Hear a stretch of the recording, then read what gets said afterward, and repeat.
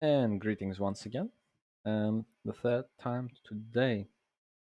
So let's enjoy the main course. And Kata 2023 playoffs are gonna be in a couple of days, and it means that we can actually build our team right now and have a quick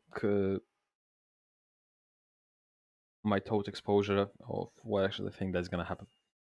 So Liquid against Vitality is kinda 50-50 game, but in this one Vitality have a slight edge.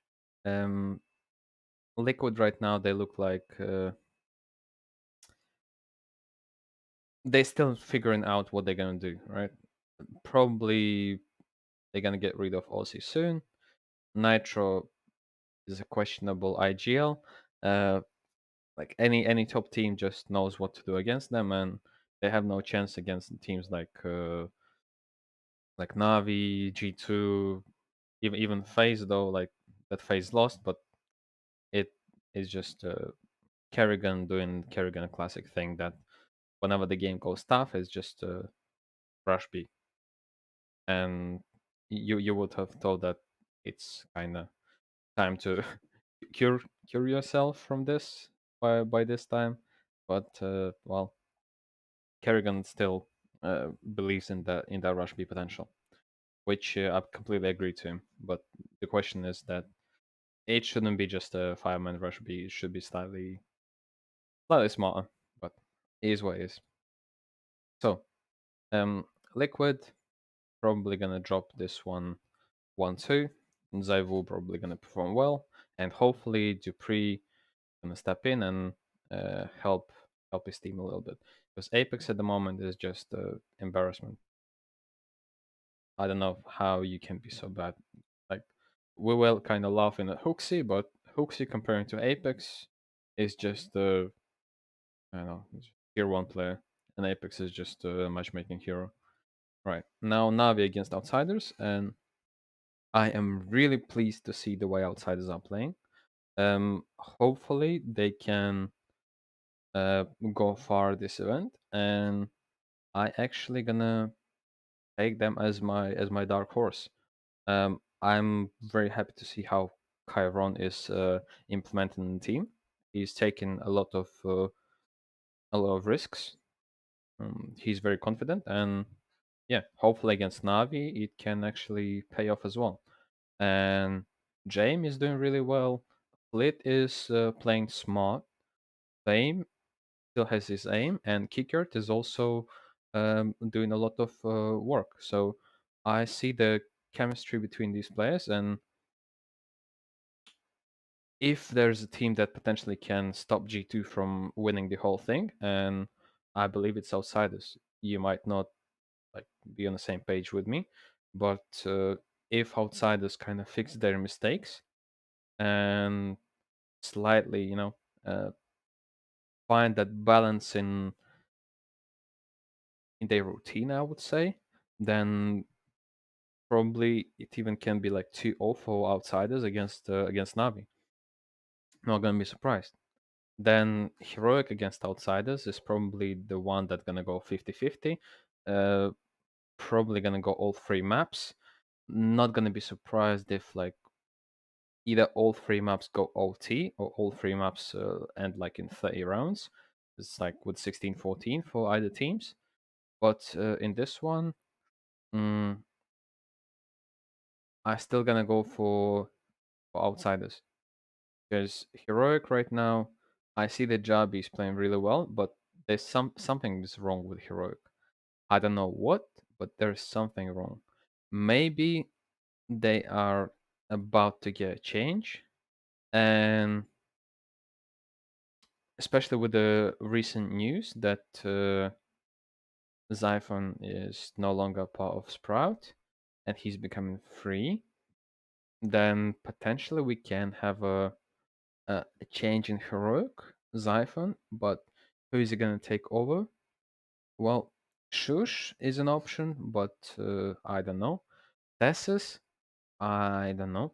Maybe Stone gonna step down, maybe for some personal matter or whatever. But the way Stone was playing recently is just underwhelming. It looks like they changed kind of some roles in what they do, and obviously Jabi massively improved, and we see that it's actually working. And this is the reason why I think that Xiphon might be on the way to heroic, unless it's a permanent change for Astralis, which I'm not going to be surprised to see. Right, but at the moment it looks like heroic probably are the ones that are gonna try and grab Xiphon. But the question is who they're gonna replace. It potentially can be Tessus or it can be Shush. It's gonna be either one of them. If it's Stone, it's gonna be weird, but I'm not gonna be surprised. Right. So now G2 against Vitality. Well, a clash of trash, IGLs, in terms of ratings. But this one should be easy game for G2 because current form of G2 players is just way too strong for the for any of these teams to actually contest them. And Nico is in good shape, Monacy is great, and yeah. So my first grand finalist is G2, and the second one, surprise surprise, I believe it's going to be Outsiders. I hope it's going to be Outsiders. I understand that there's a high chance that it's not going to be Outsiders and probably one, but I think it should be kind of mm, logical thing to say. I would say like the best team right now and the most recent major winner clashing for the first title of the season. It makes sense, right? And G2 since they haven't really qualified, for the major, so this is a great chance for them to get redemption, right? Now, with all this said, in terms of a final, as I already mentioned, I believe that outsiders are the ones that potentially can stop them, but I don't think they will.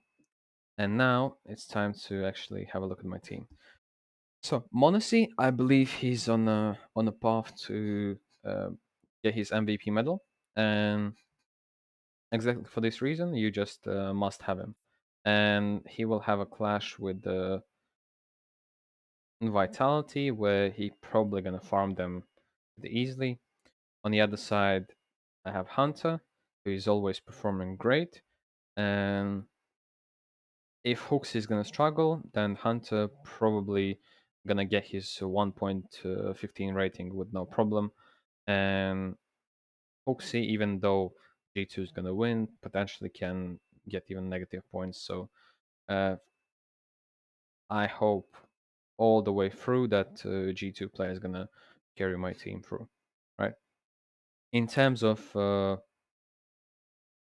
outsiders ratings, obviously, um, the main guy is, as always, James and Flit, but on T side, Fame is actually being really crucial.